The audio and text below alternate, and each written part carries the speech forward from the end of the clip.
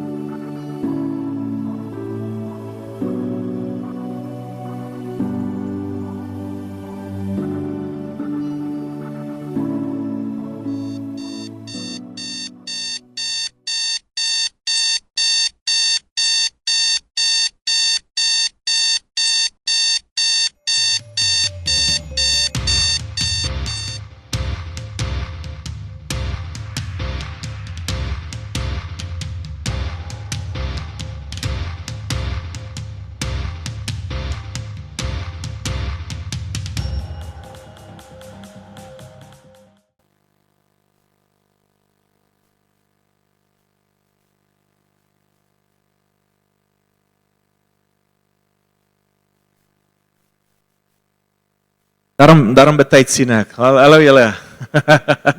Jo, ken julle die gevoel van 'n maandagoggend? As hy wekker afgaan. My vrou het eintlik so 'n mooi melodie vir 'n alarm, maar man, hy's so irriterend. Daar sê, dat ek hom uitgefigure. Maar 'n maandagoggend, nadat jy 'n lekker naweek gehou het en jy kom tot die realization, man, is nog 'n week wat vir my voor lê. Jy het hierdie swaar gevoel wat in jou binnekant is en jy vra vir jou, of in ons huis veral het ons hierdie sê ding, man, ek is nog nie emosioneel reg vir hierdie week wat voor lê en hy het 'n paar net nodig om 'n paar kopskuive en hartskuive te maak voordat jy hierdie week aanpak. Is dit net ek of nee, almal ja, ek sien almal het hierdie oomblik van verligting wat jy kom agter, jy voel nie alleen so nie. Of dalk het hierdie gedagte van doelloosheid. Man, jy staan op en jy trek jou klere aan, borsel jou tande en jy kyk vir jouself in die spieël en vra jouself die vraag af, hoekom doen ek hierdie nou weer? Ja, ek hoef nie eintlik, jy weet. Jy beleef hierdie sens van doelloosheid in jou werk. Of dalk hierdie angs en stres wat jou beetpak, want jy weet daar as jy by daai werkshekke inry is daar 'n kwaai baas wat soos 'n stoomroller is en hy gaan heel moontlik jou raak ry vandag. En en as gevolg van daai angs is daar hierdie traagheid wat binne in jou is en jy trek 'n kombers net oor jou kop en jy snoes daai alarm nog vir nog 10 minute en jy lê en jy stel dit uit tot die laaste oomblik. En uiteindelik kom jy tot die slotsom, oh well, dit help nou nie ek gaan hierso in my bed lê nie, want dan gaan ek nog 'n groter moeilikheid wees. Dan gaan die stoomroller my nog meer raak ry. En dan sê jy, oh well, let's just get this over and done with. En dan begin jy te leef van maandag tot Vrydag. As jy weer sien is dit Vrydag en dan kan jy voel jy kan weer asemhaal. Maar alles tussenin van maandag tot Vrydag is 'n blur vir jou. Jy gaan maar net deur die motions. Of dan as jy nou nader aan aftrede is, dan begin jy die aftrede dae te tel, né? Sê dankie Here. Of jy begin so hard te werk dat jy net 'n ekstra paar rand in jou aftrede aan die tyd kan sit sodat jy vir jouself kan sê, man, ek wil klaar kry met hierdie nonsens. Ek wil nie meer werk nie. Of jy begin jy sien en redeneer jou werk as 'n tronkstraf wat jy maar nou net moet afhandel en verdra sodat jy vir jou gesin kan sorg. Dan is daar natuurlik, as jy nou nie kan assosieer met daai maandagmôre nie, is daar hierdie twee uiterstes van jy werk jouself dood, kan ek maar sê, jy's hierdie gedrewe mense, is hierdie hustle culture waarin jy jouself bevind van, jy sit jou kop neer, jy het 'n doel voor oë en jy werk hard, net dat jy by die doel kan uitkom, en as jy die doel bereik het, dan sê jy, is dit maar nou dit, of jy's hierdie aan die ander kant, bevind jy jouself op 'n plek waar jy jouself net nie wil doodwerk nie, jy wil net okay wees, jy wil net jou salaris regverdig, jy doen net genoeg en jy half kruip weg van die baas, jy sorg dat hy of sy nie jou potensiaal raak sien, want dan word die werk meer, maar jou pay raak nie meer nie. En jy is nie bereid om 'n ekstra myl te gaan, sodat die res van die werk daardeur bevoordeel word. Nie wie van julle het al die geleentheid gehad, waar jou baas sê, hoor, ek het nie nou kapasiteit om jy meer te betaal nie, maar iemand het sopas bedank, en ek het nodig vir jou om daai persoon se werk ook op jou te neem. Nee, maar in jou geval dan sien net nie, ek kan net nie nou nie, ek het nie nou kapasiteit nie, jy is nie bereid nie. En jy bevind jouself in daardie spasie. Maar ons doen dit vir verskeie redes, maar wil ek vandag die vraag kom afvra, is dit nie dalk dat ek en jy verkeerd kyk na werk, hierdie werkwoord, die woord werk. Kyk na dit en sê, is dit nie dalk iets in ons kop en in ons harte wat ons moet kom skuif en glo ons die regte goed oor die funksie van werk wat die Here vir ons kom gee het. En wil ons jou kom vat op 'n 4 weke journey. Ons skop vandag 'n nuwe reeks af wat sê Labour to Legacy. En wil ons jou kom vra om 'n skuif te kom maak van om net 'n week van werk te oorleef na om God se missie in daai spasie te kom neem. Met ander woorde, daar in jou raadsaal, in jou klaskamer, in die hospitaal waar jy moontlik werk of daar op die konstruksieterrein waar jy besig is om te werk, wil jy daarso jou energie en jou krag kom indruk as gevolg van God se seën op jou lewe, wil jy ander seën deur die arbeid van jou lewe. So ons wil hê jy moet ontdek dat werk is nie as gevolg van die sondeval nie, en ons gaan nou daaroor gesels, maar is dit 'n fundamentele ontwerp van God, hoe hy ons gemaak het, en wil hy hê dat ek en jy die wêreld, die aarde moet kom seën rondom ons. En jou werkstasie, ons gaan later daaroor praat in die reeks ook, dat jou werkstasie raak 'n aanbiddingsstasie. Jou werk is aanbidding voor God. So, wat gaan ek en jy doen om hierdie teologiese reset knoppie te kom druk in ons koppe en in ons harte? En hierso is die eerste ding. Ons moet verstaan dat werk is nie as gevolg van die sondeval nie. Werk is nie 'n vloek nie, maar werk is 'n seën. En ek en my boetie, wel 3 boeties, en my een sussie het gereeld in die huis, as my pa nou daar in die huis gekom het en bietjie ons paar klappe is bietjie ekstreem, paar hou op die bout gegee het, omdat ons werk nou nie gedoen is nie, en het ons veral verwys daarna, het ons gesprekke gehad met mekaar en sê, ons hou nie, as ons eendag in die hemel kom, gaan ons vir Adam en Eva uitsorteer. Hoekom het hulle hierdie verkeerde ding gedoen om die vrug te eet en as gevolg van dit die vloek, en nou moet ons werk en nou moet ons swoeg en sweet in die huis soos slawe. Ons sal liefs, het julle daai prente gesien van die ouens wat so op die wolke lê en hulle harpe speel? Weet daai vredevolle lewe, daar's niks wat ons kan bother en plan nie. Dis net 'n lekker lewe. En het ons daai uitkyk op die lewe gehad. Maar as ons die woord van God vat en ons begin om te lees, dan verstaan ons dat daar was werk voor die vervloeking, voor die dorings en die dussels. En ons lees dit in Genesis 2 vers 15.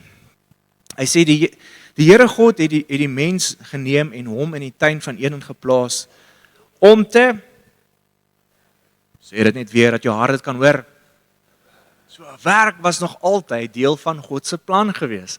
Alright, of dit nou 'n gemaklike in die skaduwee, dalk in die voor die vloek nou gekom het, was daar wolke wat oor ons gehang het, sodat ons in die son kon werk nie, who knows, ek weet nie. Maar in elk geval, hulle het gewerk reg van die begin af. In die paradys waar die Here vir Adam en Eva geplaas het hulle gesê, hoorie, julle werk, ek gee vir julle hierdie stuk grond, neem julle eienaarskap oor dit, kultiveer die tuin, maak en bewaar dit, bewerk dit en maak dit julle eie.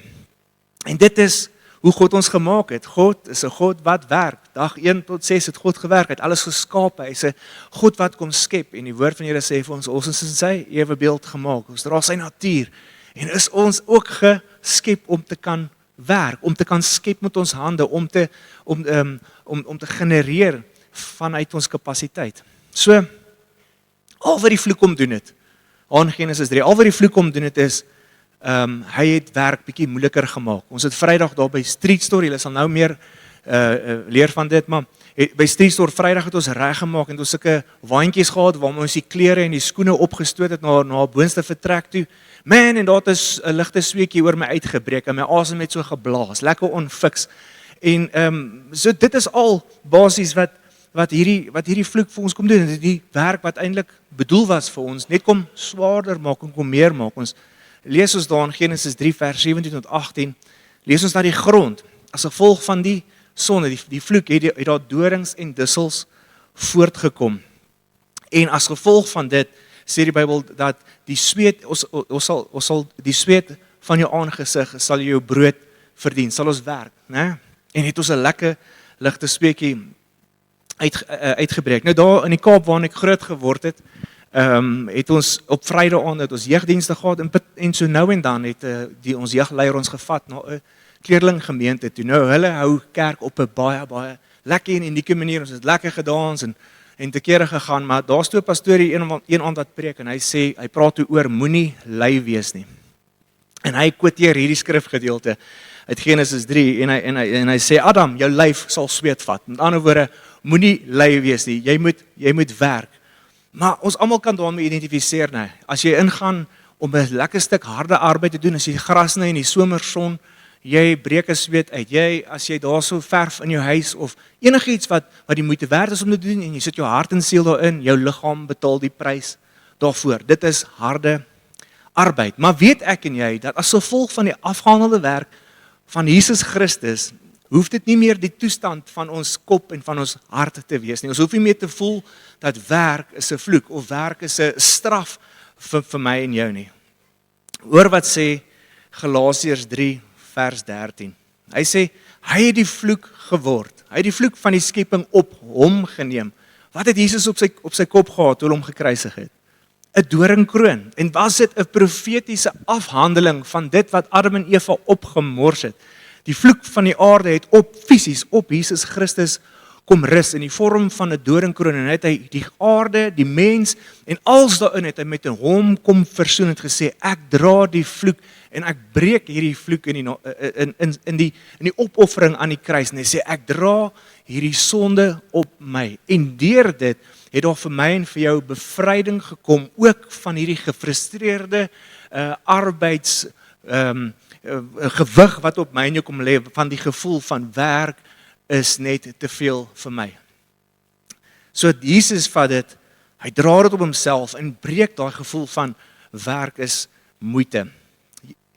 En vandag kom sê Jesus Christus vandag vir jou deur die afgehandelde werk wat hy aan die kruis gedoen het, jy werk nie teen die vloek nie, maar werk jy onder en deur sy genade. In die afgelope seisoen, Dr. Sadeu, in elke preek is daar 'n stuk genade ingewerk, dit is wat ons doen. Ons praat en preek oor die afgehandelde werk van Jesus Christus en weet ons dat genade was nie net om sonde te vergeet nie, maar genade is iets wat jou kom bekragtig. Dit gee vir jou kapasiteit om op te tree en te doen ver bo as wat jy van jouself dink. En genade vat jou na 'n plek waar jy in jou werk instap en met dieselfde liefde, dieselfde intensiteit jou werk doen nie net vir jouself nie, maar vir God, asof vir God. Nou lees ons in Genesis 1 vers 26 tot 28 dat ons lees twee goed raak daar. So kom ek lees dit net. Hy sê toe sê God, laat ons mense maak na ons beeld en dan gaan hy aan en sê, dan praat hy met Adam en Eva en sê vul die aarde en onderwerp dit. So met ander woorde, daar's God en daar's mens. Dan sien ons iets raak van God wat wil saamwerk met die mens. Hy is die voorsiener.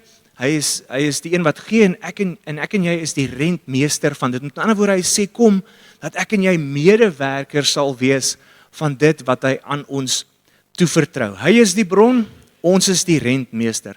So hy kom gee die rou materiale en hy sê ontgin daai goud, ontgin daai silwer, werk met dit, bewerk dit en werk met dit dat dit vir jou kan 'n lewe skep. Hy kom gee vir ons 'n stuk grond. Wie wil graag 'n plaas hê? Daar sê hy kom gee vir jou 'n lekker stuk grond as jy nou wil daai het. Nou ons net elke winter dat ons kan kom jag daar asseblief. Ons sal die trop vir jou onder beheer hou. Maar kom gee vir jou 'n stuk plaas en hy sê plant mielies, plant die aartappels, doen jou ding, pampoene en hoenders en skape en bokke en you name it en werk daarmee sodat die aarde geseën kan wees. So hy gee vir jou en dan gee vir jou die stuk potensiaal om die potensiaal uit die grond uit te haal. So wie's onderwysers hierso? Jesus, die hele paar van hulle in die gemeente. So dink gou daar die graad triple R daar. Ek dink aan my eie dogtertjie, Lenke, sy's nou graad 7 en hulle het nou onlangs hulle laaste tuis net wel wedstryd gespeel. Was dit nog 'n oomblik gewees om te beleef maar dink ons op daai dag deel ons videoetjies en foto's met mekaar ons ouers van hoe die kinders klein was. Graad triple R. Man, hulle kon nie eens 'n bal vang nie. En was daar 'n onderwyser wat vir hulle hierdie ball skills geleer het. Hulle gesê, dis hoe jy 'n bal vang, dis hoe jy land met jou voet, dis hoe die reëls werk. En was daar 'n blank canvas, kan ek maar as ware sê, is daar die onderwysers en onderwyseresse wat in hierdie kind se lewe belê het en stuk vir stuk begin ontgin uit hierdie kind se lewe sodat hulle die leiers kan wees wat hulle eendag moet wees om die samelewing ook te seën. Motorwerktuigkundiges, man, daar's ouens, dan dink jy jou kar is afgeskryf, dan kom hy daar met 'n stuk wysheid, kom stuk insig, en as daar nie tool is vir daai werkie, dan maak hy eers 'n tool, en dan maak hy daai kar reg, en voor jy kan sien, dan loop en idle jou kar soos 'n kat. My pa het byvoorbeeld die vermoë gehad, dis nou bietjie old school mechanics geweest, maar dan hulle het so skroewedraadjie by die carburetor, en dan sê hy start bietjie die bakkie, en dan luister hy so met die oor, en dan begin hy bakkie so, en hy loop en mis eers so bietjie, en dan begin hy toe, en dan begin hy lekker te idle, uit 'n manier om die beste uit daai engine uit te haal, administrateur. Ons het dit nou weer gesien met Street Store, en hy wat 'n gawe het, om vanuit al die goed wat moes gedoen gewees het vir Street Store, het sy oproepe gemaak, e-posse gestuur, mense in plekke gesit, 250 volunteers het sy georganiseer, gesê, luister, hier's jou werkie, hier's jou werkie, en het daai geestelike familie gister soos 'n goed geoliede masjien gewerk daarso, en ons het weer sien, toe is alles daar, alles is opgeslaan, en toe het nou tyd is om op te slaan, alles is opgeslaan, alles is skoon, alles is netjies, en alles is op sy plek, en dit is 'n gawe, dit is 'n potensiaal, om potensiaal uit mense te bring. Ou Rick Warren sê, sonder doel is die lewe, beweging sonder betekenis, aktiwiteit sonder rigting en gebeure sonder rede. Werk is 'n seën. Werk het 'n doel. Dis om potensiaal te ontgin uit dit wat die Here aan jou toe vertrou. En uit dit uit het jy die wêreld het jy die wêreld saam met God lief en seën jy die wêreld deur dit wat God aan jou toe vertrou. So, ons weet nou, werk is 'n seën, ons weet werk het 'n doel, en wat dan van jou? Efesiërs 2 vers 10 sê, want ons is God se maaksel, geskape in Christus Jesus tot goeie werke, sê goeie werke, wat God vooruit voorberei het, sodat ons daarin kan wandel. Dit sê vir my, dat jy is nie net aangestel by jou werk nie, maar jy is 'n geroepene tot daardie spasie, wat God wil hê jy moet vul. Ons is geneig om te sê dat, okay, as ek nou 'n goeie werk het met 'n hoë salaris wat betaal en is 'n hoë profiel, dan is ek suksesvol. As ek net 'n ou is wat spanner swaai of die vloer vee, dan is ek minder suksesvol. Maar in God se oë is daar nie 'n verskil nie. Jy is 'n geroepene tot daardie spasie en wil God hê dat jy 'n goeie rentmeesterskap moet toepas in daardie spasie waarin jy is. Jy is geroep tot daardie spasie. En is dit nie amazing om anders net te dink oor dat ek is nie maar net aangestel om 'n werk te doen nie, maar ek is geroep om daardie spasie te vul. En dan gaan Kolossense 3 vers 23 verder en hy sê, wat ook al jy doen, doen dit van harte soos vir die Here en nie vir mense nie. So wat ook al, of jy nou die vloer vee en of jy 'n CEO is of die president is, wat ook al jy doen, doen dit tot eerverheerliking van God se naam. Ons is nie net besig hierso wanneer ons op Sondag of in ons binnekamer is besig om te bid. Dis nie net dan wanneer ons die Here verheerlik nie, maar as jou baas vir jou vra om iets te doen, jy doen dit met oorgawe, jy doen dit met excellence, soos asof vir God, dan is jy besig om God te verheerlik. Wanneer jy jou huis skoonmaak, wanneer jy jou pavement bietjie vee of blaas en jy's besig om alles onder God se beheer te kry, netheid is naas aan skoonheid is naas aan Godheid, sê die Bybel mos, né? So as jy besig is om te doen waarvoor God jou geroep het, is jy besig om God te verheerlik. So vir God is daar nie 'n skeiding tussen 'n sekulêre wêreld of 'n sekulêre werk en ons aanbidding hier op Sondag nie. Jou plek van aanbidding hier is net so belangrik vir God soos jou werksplek daarso in jou kantoor, jou werkspasie, raak vir God 'n plek van aanbidding. Jy is nie net iemand wat 'n kundigheid na die tafel toe bring nie, maar is jy iemand wat geroep is deur God om in 'n spasie in te klim en die heerskappy van God in daai spasie in te druk en te sê, ek werk asof vir God en ek doen dit alles in excellence. En dit is om wat te doen? Nie net om jou en jou familie te verryk nie, maar om die samelewing te verryk, om jou werksplek te verryk met God se genade en seën. So vandag wil ek en jy kom ontdek dat werk is 'n seën. Jy's 'n medewerker saam met God en wil God die area en die plek waar jy is kom seën deur jou en die arbeid wat jy daar kom toepas. So vandag wil God jou kom skuif van net om die week te oorleef na 'n plek van rentmeesterskap. Dit wat God aan jou kom gee, kom vat jy eienaarskap oor en sê, "Yes Here, ek sal alles doen asof vir U." Vandag wil God jou waardigheid tot jou roeping, tot jou werk kom herstel. En hy wil sê, jy is nie ongesiens nie. Jy is nie maar net iemand wat daar in die hoek wegkruip nie. Jy is nie ongesiens, jy's nie net gewoon nie. Jy is geroep tot daardie spasie. En dalk sit jy en jy's moeg en jy sê, "Ag Here, ek kan net nie meer nie. Ek word in elk geval nie raak gesien nie." Dan sê God vir jou vanoggend, skep moed. Haal asem in hierdie oomblik. Hoor wat ek vir jou te sê het vanoggend en gaan vul hierdie spasie weer opnuut waartoe ek jou roep. So ek gaan jou vra om te staan vanoggend en ons gaan 'n verklaring maak by die volgende lied. I was made for more. En terwyl jy staan wil ek sommer vir jou 'n gebed doen. En terwyl elke oog gesluit is in hierdie oomblik, as jy dalk 'n persoon is wat volgende staan en sê, "Marius, ek's moeg. Daar's dalk 'n baas daar by die werk wat soos 'n stoomroller is en hy ry my gereeld raak." Dan wil God vir jou kom moed gee vanoggend en sê, "Moenie opgee nie. Moenie jou werk bedank nie. Maar byt vas. Laat toe dat God se gees begin in jou werk en deur jou werk om daai spasie in te kleur met die kleure van God se liefde." En as jy so 'n persoon is wat sê, "Marius, ek is moeg. Ek weet nie hoe lank ek nog kan aanhou in hierdie atmosfeer nie." Wil ek vir jou 'n gebed kom doen. So daar waar jy staan, as jy so 'n persoon is en jy is op die punt om op te gee, steek dit op jou hand. Steek dit op jou hand en ek gaan 'n gebed doen vir jou in hierdie oomblik. Dankie Here dat ek hierdie lieflike mense kan voorkom bid. Here, U het hulle so lief. U het ons geroep.